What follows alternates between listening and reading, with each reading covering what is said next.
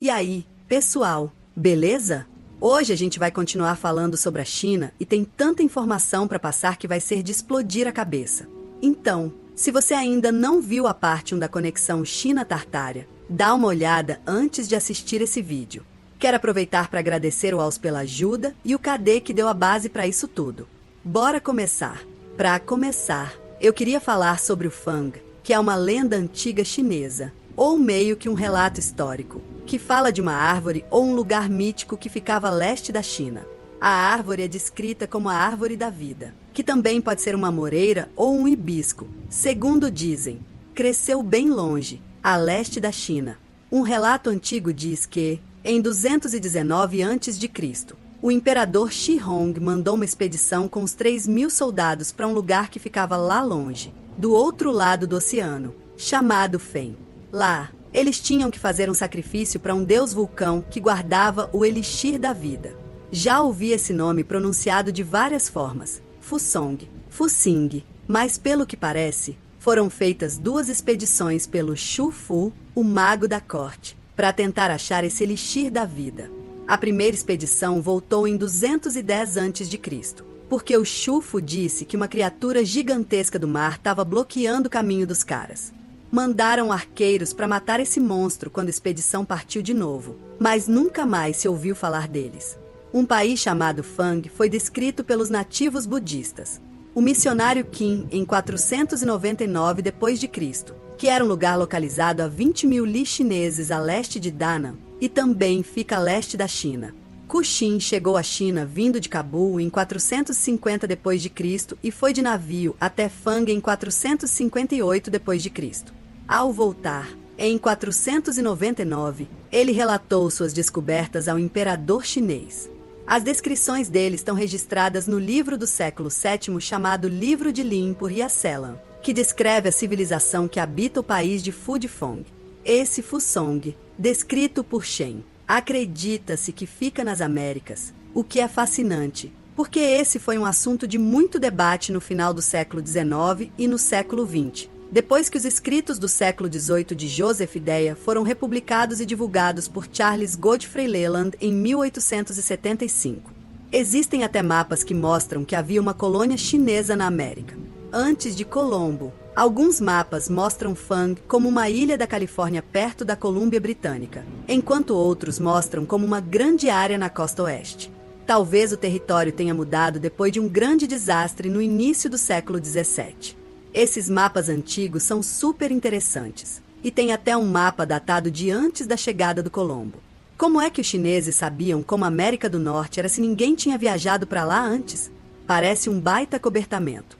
No livro do Leland, de 1875, ele traz umas informações bem curiosas que parecem provar essa teoria.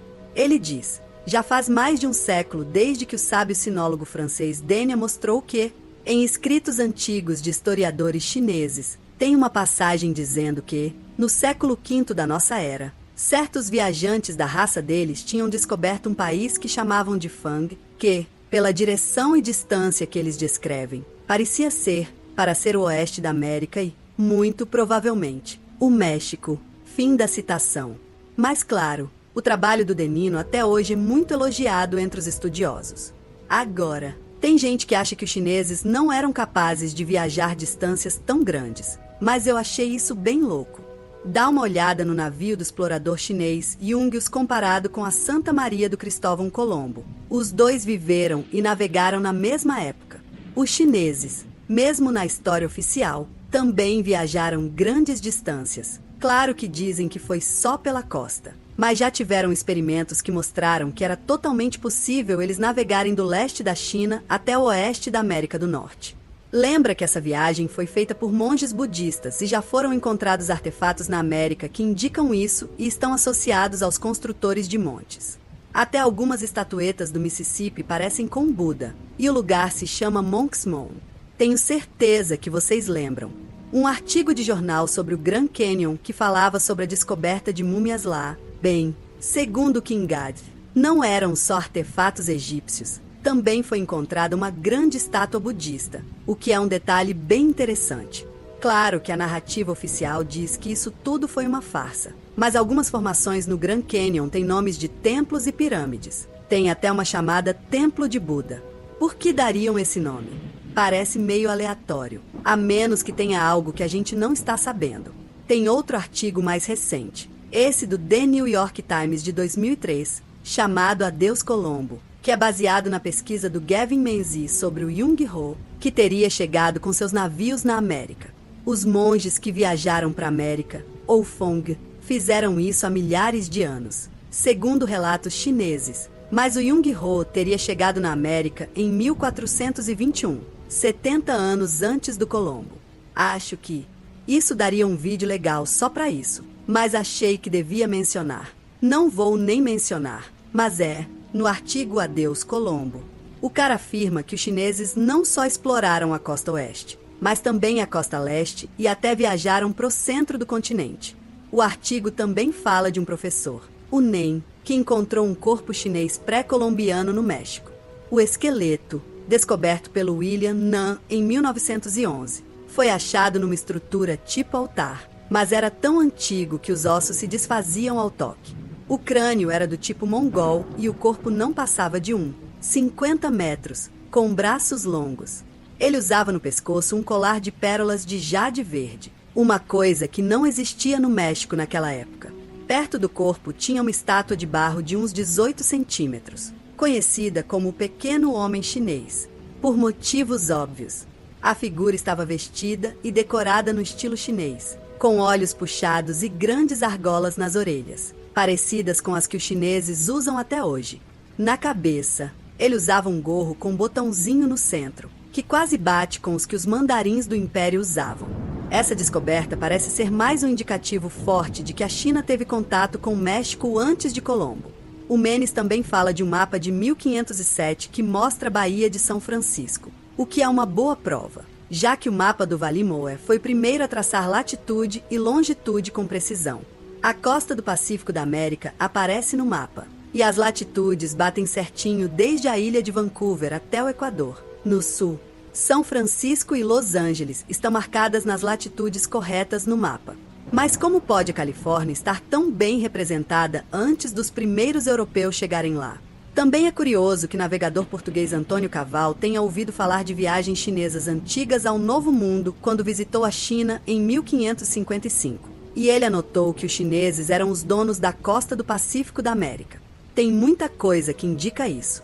Que os chineses estavam na costa oeste da América, até restos de pedra. Você sabia que aparentemente existe um muro chinês na Califórnia e eles não fazem ideia de quem o construiu? Esses são chamados de East Bay Walls, também conhecidos como os muros misteriosos de Berkeley. Eles podem ser encontrados nas colinas ao redor da Baía de São Francisco e, em alguns lugares, chegam até 1 metro de altura, construídos sem argamassa. Teve até um vídeo recente no History Channel falando muito sobre isso, o que achei louco, porque eles estão começando a falar das mesmas coisas que a gente, sobre civilizações antigas na América. E, surpreendentemente, eles não mencionam alienígenas, mas estavam comparando os East Bay Walls com certas partes da Grande Muralha da China. Algumas das partes mais antigas da Muralha da China têm uma semelhança grande com esses muros na Califórnia. Também achei isso muito estranho. Mas todo mundo conhece a história dos chineses que construíram as ferrovias. Essa é uma história comum na história americana. Mas eu não sabia disso. Tem uma área no Oregon com paredões de pedra chamada Inteligência Artificial de Gingindes, também conhecida como Muralha Chinesa, que supostamente foi construída por mineiros chineses ao longo do Granite Creek em 1867. Eu não acredito nessa história. Parece mais uma encenação, na minha opinião. Aí tem outra muralha da China na Califórnia. Não é aquela que a gente estava falando antes. É completamente diferente. E, sim, parece muito antiga e meio fora do lugar. Dizem que tem mais de 150 anos e até tem uma placa falando sobre isso. Foi construída com pedras encaixadas, sem cimento. Os túneis foram cavados em granito sólido, um trabalho pesado pra caramba. Achei interessante que a placa chama esses mineiros chineses de mestres construtores asiáticos, que deixaram uma marca inesquecível na história da Califórnia e do Oeste. Mestre H Construtores. Eu não sei se eu acredito nessa história de que esses imigrantes chineses estavam só construindo essas ferrovias. Dizem que eles trabalhavam dia e noite, o ano todo, por uns 4 anos até terminar a ferrovia transcontinental em 1869. Mas não tem uma explicação de verdade para esse muro, além do fato de que usaram os entulhos que tiraram para escavar o túnel. Dizem que era para dar suporte nos trilhos da ferrovia, mas parece meio desnecessário fazer desse jeito. E quando você chega perto do muro, dá para ver que essas pedras têm um acabamento incrível, um trabalho tão bem feito que ainda está de pé até hoje. Aí a gente tem que acreditar que isso foi feito por imigrantes chineses que eram tratados super mal, quase como escravos. E o mais louco é que esse não é o único muro assim. Enquanto eu pesquisava, encontrei outro muro misterioso, esse numa cidade fantasma chamada Loop Loop, no estado de Washington. Loop Loop foi a primeira cidade planejada no condado de Okanagan. Supostamente não existem fotos conhecidas da cidade, mas esse lugar chamado Loop Loop já foi um assentamento minerador bem movimentado, com 18 comércios espalhados por várias ruas.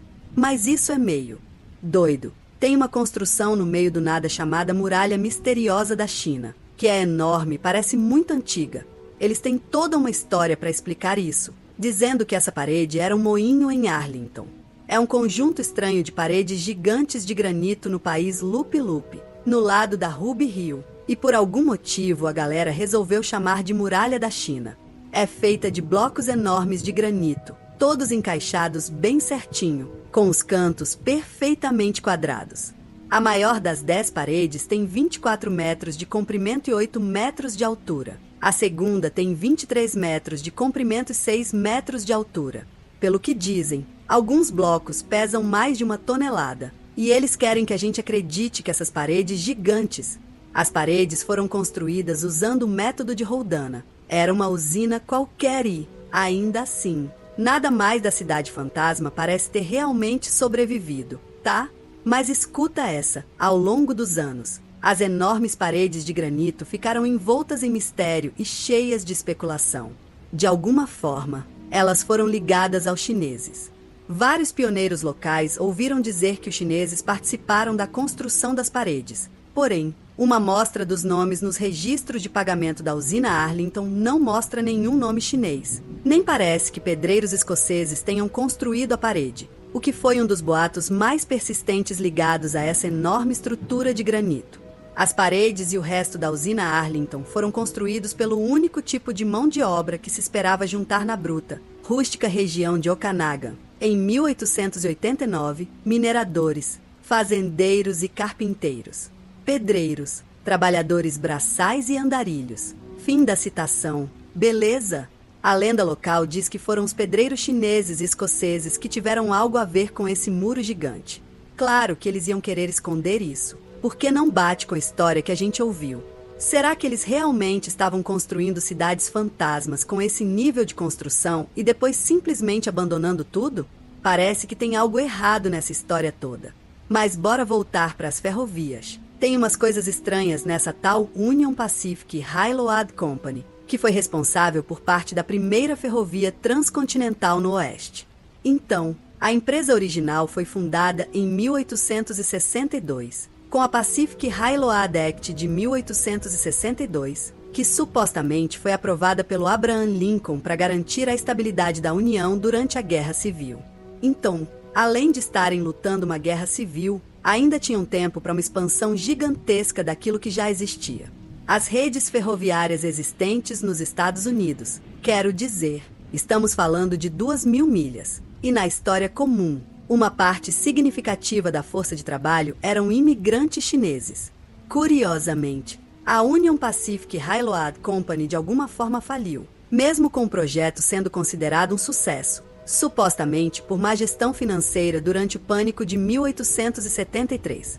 Eles tiveram que criar uma segunda empresa chamada Union Pacific Railway, mas de novo faliram. Dessa vez por causa do pânico de 1893. E começaram uma nova empresa que voltou ao nome original, a Union Pacific Railroad Company. Eles têm um jogo de tabuleiro meio diferente baseado na nova Union Pacific Railroad, que mostra 4 vistas lindas de lugares ao longo da rota da Union Pacific, de Nova York até São Francisco, a metrópole da Califórnia. Mas a capa do jogo é bem interessante, mostrando duas mulheres ou deusas se cumprimentando. A moça direita é a Libertas, com um chapéu frígio, segurando um escudo americano. Então, essa é a verdadeira Capitã América, que remonta Mias. A Libertas representa a América, mas quem é essa outra mulher e o que ela representa? Parece estar fazendo referência à China no Ocidente, como dá para ver no fundo, com caracteres chineses, homens chineses a cavalo e pagodes ao fundo. Parece que isso está falando de São Francisco, já que o trem aponta para a esquerda, ou seja, chegando da viagem de Nova York a São Francisco. Querem que a gente acredite que São Francisco era assim em 1870, mas temos fotos de alta qualidade de 1878 mostrando que era totalmente diferente. A menos que esperem que a gente acredite que tudo isso foi construído em menos de 8 anos, o que não parece possível. Talvez esse jogo de tabuleiro seja de 1870. Servia não só como propaganda, mas também tinha um acordo secreto entre os Estados Unidos e a China. Sério, um jogo de tabuleiro mesmo. E algumas dessas imagens são bem interessantes, mostrando pontes e outras cidades pelo caminho. Mas como chegamos a essa capa com as pagodes? Tem umas coisas legais sobre pagodes nos Estados Unidos, que às vezes aparecem nas feiras mundiais. Teve uma que dizem que foi feita para a exposição do centenário de 1876, na Filadélfia, que é uma pagode chinesa no Fairmount Park. Tem uma pagode no Patterson Park, em Baltimore, também chamada de Observatório do Patterson Park, que dizem ter sido construída em 1891. E tem uma torre japonesa no Golden Gate Park, em São Francisco, que dizem ter sido feita em 1894. Eu fico me perguntando se teve muito mais dessas pagodes e se simplesmente foram destruídas só para manter narrativa. Mas o que são pagodes e para que eles foram originalmente projetados? China é outro termo para cerâmica ou porcelana, e cerâmica geralmente é usada como material isolante por não conduzir eletricidade, o que é ideal para evitar correntes elétricas indesejadas passando entre diferentes componentes. Dá uma olhada nisso. Essa é uma pagoda de porcelana, ou Torre de Nani. Isso é insano. Ela foi construída no século XV, durante a dinastia Ming. A gente vai falar disso em um episódio futuro, mas foi destruída durante uma revolta insana, que é um assunto à parte. Nanjing costumava ser a capital da China na dinastia Ming. Agora, olha as representações originais. Parece claramente algum tipo de gerador. Repara na decoração e até no dispositivo lá no topo. Será que pagodes são algum tipo de tecnologia para extrair energia? Talvez tenha sido usado um retificador de arco de mercúrio, que serve para converter alta corrente em corrente contínua. Ele usa uma piscina de mercúrio líquido dentro de um recipiente a vácuo como catodo. O mercúrio era supervalorizado pelos antigos imperadores chineses. O imperador chinês Qin Shi Huang, cujo local de sepultamento é famoso pelo exército de terracota. Segundo textos históricos, tem um túmulo que conta com um palácio subterrâneo com rios de mercúrio correndo por lá.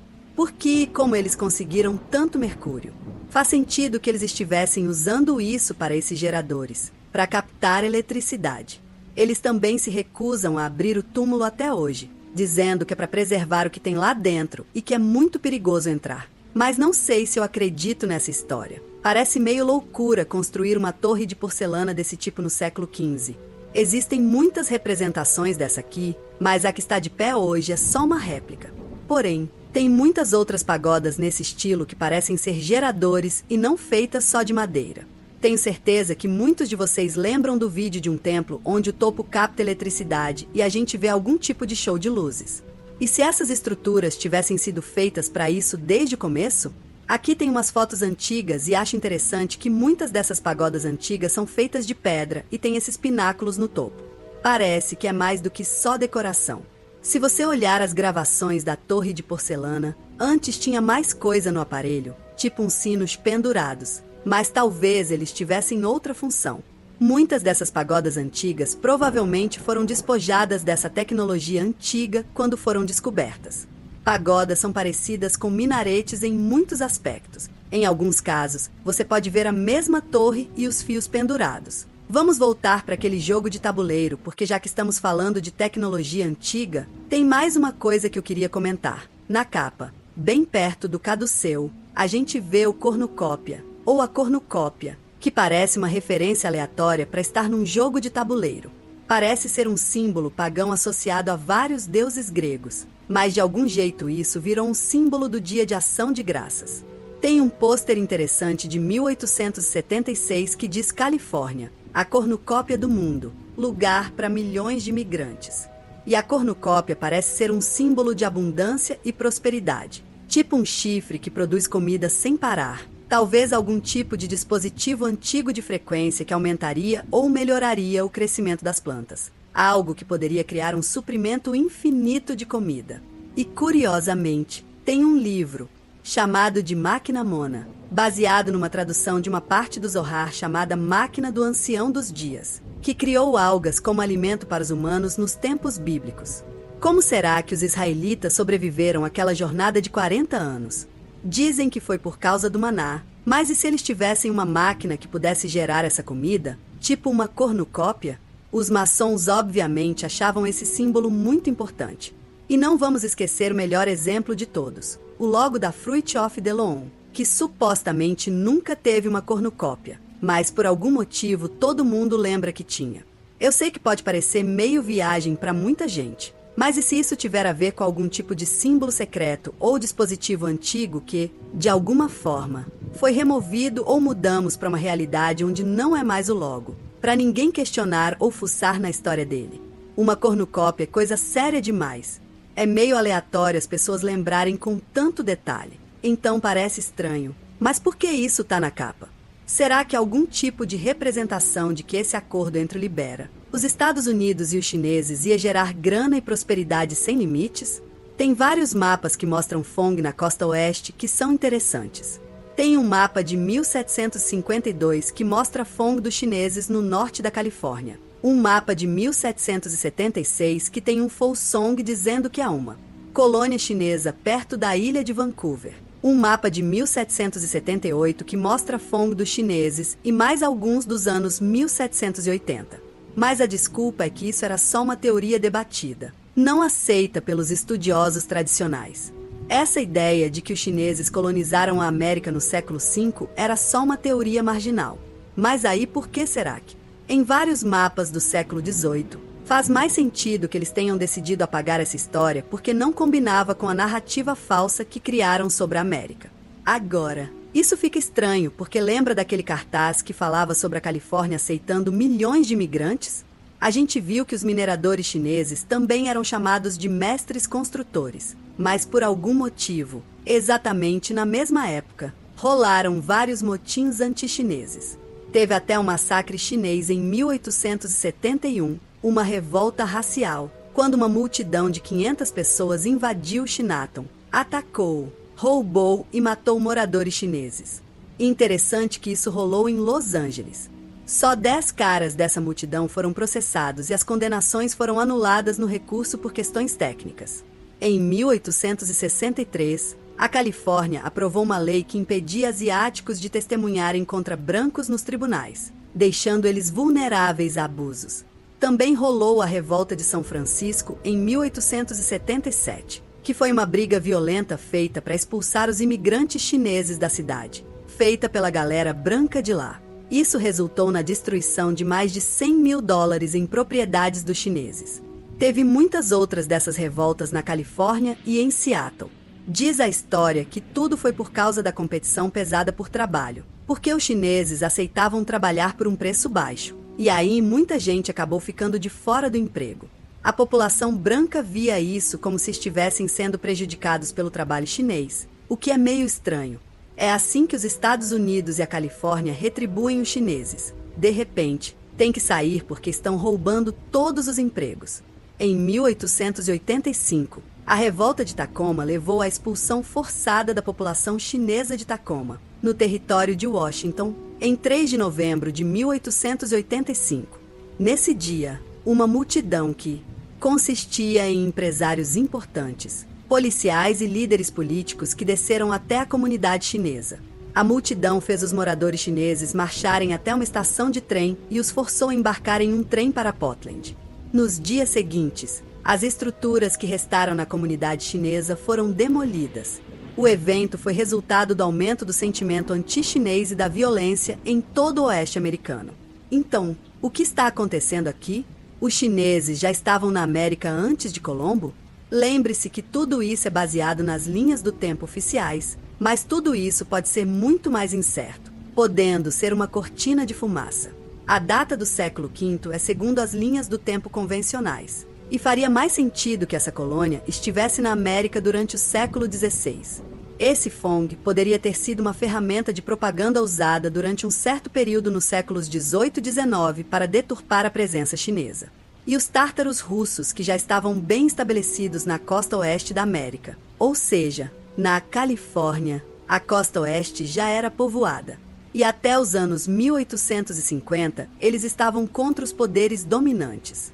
Por isso, toda a história de São Francisco e da Corrida do Ouro não faz sentido. Como é que se constrói uma cidade em menos de 20 anos? Como a gente vê no panorama. Cidades como São Francisco, Seattle, Portland foram fundadas centenas de anos depois das suas equivalentes do leste, porque levou tempo para os controladores conquistarem elas, já que possivelmente estavam habitadas até o final do século XVIII. Todas essas cidades, claro, depois de finalmente serem tomadas, passaram por algum grande incêndio e aí começa a reset. Imigrantes, que não eram os chineses, mas a nova população de europeus, foram então levados para a costa oeste dessas cidades fantasmas. As cidades. Esse era o objetivo do movimento do Trem dos Órfãos, repovoar essas cidades recém-adquiridas na costa oeste. Outro aspecto interessante envolve o México. Um dos trajes tradicionais das mulheres mexicanas é conhecido como China Poblana, que significa mulher chinesa de Puebla. Esse vestido era popular no século XIX em várias cidades do centro-sudeste do México. Por algum motivo, as mulheres que usavam esse vestido eram chamadas basicamente de chinesas, e elas eram chamadas de Minha China. Dizem que os parceiros dessas mulheres eram conhecidos como chinacos, que acabaram virando os famosos chinacos mexicanos. Curiosamente, os primeiros chinacos e seus chapéus pareciam com chapéus dos agricultores chineses. Esses chinacos participaram de muitas guerras, e é interessante que muitos dos nativos do México têm uma influência asiática. A aparência ou os olhos puxados. Será que isso é só uma coincidência? Claro que nos dizem que isso acontece porque os nativos americanos vieram pela Ponte de Gelo durante a Era do Gelo. Mas isso é só a história oficial. A gente considera o histórico do Fong junto com vários artefatos encontrados na costa oeste e na América do Sul. E aí faz mais sentido porque muitos nativos americanos têm uma aparência mais oriental. Será que os tartários estavam na América? Os tartários na China basicamente têm a mesma bandeira amarela com um dragão com a língua de fora. Eu queria, de verdade, fazer esse vídeo mais longo porque tem uma coisa que conecta tudo isso, mas achei melhor deixar para um próximo vídeo. Mas não se preocupa, eu já tenho tudo praticamente pronto. Só tô pensando em ser mais esperto na hora de fazer os vídeos. Ao invés de jogar tudo num vídeo gigante, talvez seja melhor separar. Então, planejo lançar a parte 3 nos próximos dias para continuar essa história. Se você curtiu o vídeo, compartilha com seus amigos e conta pra gente o que achou.